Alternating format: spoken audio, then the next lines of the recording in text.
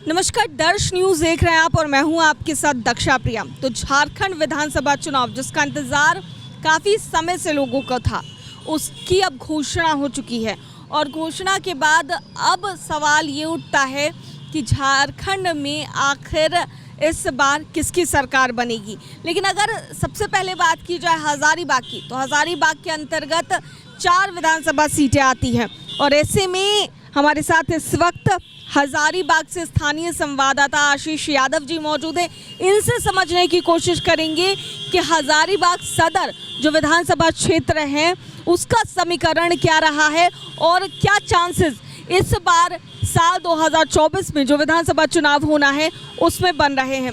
आशीष जी, ये बताइए कि चुनाव का बिगुल अब बज चुका है और लगातार ये कहा जा रहा है कि यहाँ पर मनीष जायसवाल जी थे जो सांसद बन चुके हैं, लेकिन अब क्या लग रहा है यहाँ पर, क्योंकि आप लगातार यहाँ पर बने रहते हैं, तो ये ज़्यादा बेहतर आप बता दें। देखिए मैम, यहाँ पे हज़ारीबाग में तो ज़्यादातर देखा जा रहा है तो बीजेपी का गढ़ रहा है। जैसा कि विधानसभा का चुनाव 5 बार हुआ तो उसमें से 2 बार कांग्रेस का ये रहा पर्चा और 3 बार यहाँ पे बीजेपी का गढ़ रहा। और अगर बोला जाए तो हज़ारीबाग बीजेपी का ही गढ़ रहा है। इससे पहले भी ये लोकसभा का भी चुनाव हुआ था, उसमें भी देखा गया तो बीजेपी का ही ये परचम लहराया गया। और अभी भी जैसा सूत्रों के हिसाब से चल रहा है, पब्लिक ओपिनियन के अनुसार, पब्लिक से जैसा कि पता चल रहा है तो बीजेपी का ही ये नाम आ रहा है कि बीजेपी का ही ये सरकार भी बनेगी। क्योंकि यहाँ के युवा से अगर पता चले तो युवा कुछ जैसे सीजीएल और अन्य परीक्षाओं को लेकर के युवा लोग आक्रोश हैं ये अभी की जेएमएम की सरकार के प्रति।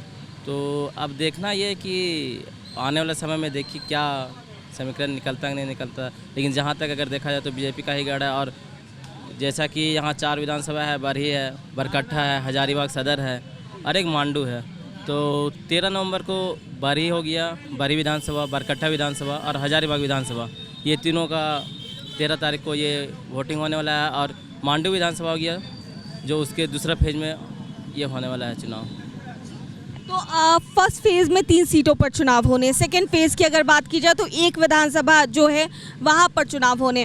तो ऐसे में क्या लग रहा है कि इस सीट की तो बात हो गई कि हाँ बीजेपी का गढ़ जैसा कि आपने बताया, बाकी अन्य सीटों की अगर बात की जाए तो वहाँ पर क्या लग रहा है, क्या समीकरण बन रहे हैं या कि किनकी बढ़त बन सकती है इस बार? जैसा कि अन्य विधानसभा को लेकर के अगर बोला जाए तो बरकट्ठा में अगर बोला जाए तो बरकट्ठा में भी जहाँ तक बीजेपी का ही नाम आ रहा है। और अगर मांडू विधानसभा को अगर दूसरा फेज जो मांडू विधानसभा में होने वाली चुनाव है वहाँ अगर देखा जाए तो कांग्रेस जो है उसका ये नाम आ रहा है।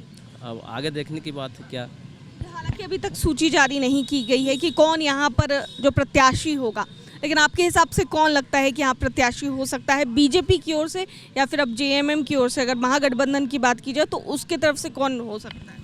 अगर सूत्रों के अनुसार अगर बोला जाए तो बीजेपी से जहाँ तक कि प्रदीप प्रसाद का नाम आ रहा है और ये बीजेपी से प्रदीप प्रसाद, और कांग्रेस से बोला जाए तो मुन्ना प्रसाद का नाम और एक अनुप्रिया, तो अनुप्रिया प्रसाद और मुन्ना सिंह का नाम कांग्रेस से सूत्रों के मुताबिक आ रहा है। लेकिन अभी औपचारिक रूप से ये ना बीजेपी ना कांग्रेस अपनी प्रत्याशी का ये घोषणा की है। अब देखना ये है कि आज या तो कल शाम तक बीजेपी सूत्रों के हिसाब से घोषणा कर सकती है, ये पता चल रहा है।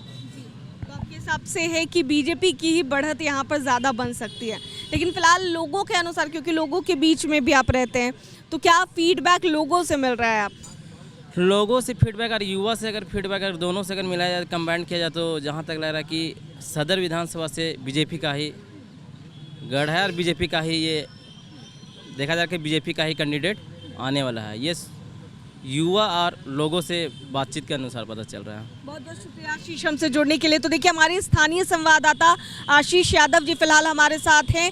क्या समीकरण हज़ारीबाग में बन रहे हैं और किसको बढ़त मिल सकती है, सूची कब तक जारी होगी, इन तमाम जानकारियों के साथ में हमारे साथ आशीष यादव जी जुड़े थे और ऐसे में क्या कुछ जानकारी देते नजर आ रहे थे। साफ तौर से आप सुन रहे थे अपने सहयोगी आशीष यादव और कैमरा पर्सन शशि के साथ मैं दक्षा प्रिया, दर्श न्यूज़ हज़ारीबाग।